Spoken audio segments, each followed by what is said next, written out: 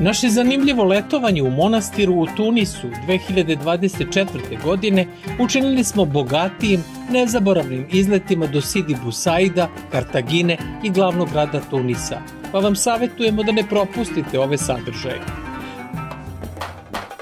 Sidi Bou Said, živopisni gradić na oko 20 km od glavnog grada Tunisa, jedno je od najpopularnijih mesta i među stranim posetiocima i među lokalnim stanovništvom. Pravi je safir mediteranske obale. Naziv Sidi Bou Said potiče od imena poznatog sveca sa ovih prostora, Abu Said el-Baija.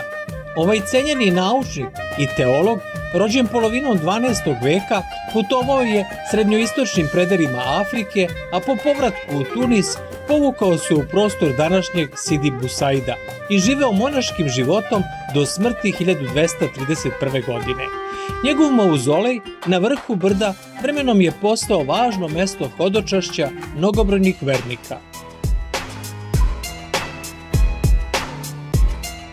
Sidi Bou Said, boemsko predgrađe Tunisa, na rtu koji sa visine gleda s jedne strane na Mediteran, dok je Tuniski zaliv s druge strane, poznato je po kaldrmisanim ulicama, belim kućama sa nebesko-plavim vratima i prozorima ukrašenim bravurama od kovanog gvožđa, kafićima na otvorenom, tunižanskim restoranima i malim umetničkim galerijama. Tipična arhitektura andaluzijskog stila ustanovljena je u 18. veku, a karakteristične boje bela i plava propisane su kao obavezne dolaskom Francuza.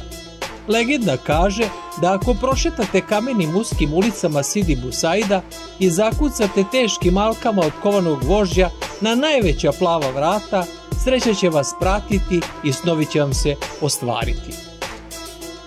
Postoji još jedna legenda, ali o žutim vratima. U ovom gradiću postoji ukupno 3 žuta vrata, pa ko ih pronađe treba odmah da pomisli želju, a ona će mu se odmah i ostvariti.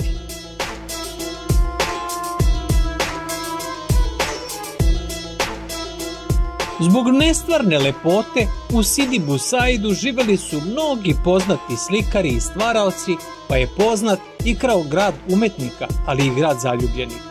Ovde su, između ostalih slavnih ličnosti, svojevremeno boravili i stvarali francuski filozof Michel Foucault, francuski pisac André Gide, nemački ekspresionista slikar August Macke. Zahvaljujući svojim izuzetnim karakteristikama, Sidi Bou Said poznat je još i kao tuniski Santorini. Mnogi se slažu da ovo mesto zaista odiše nekom posebnom magijom. Za mene lično, Sidi Bou Said može biti sinonim za raj.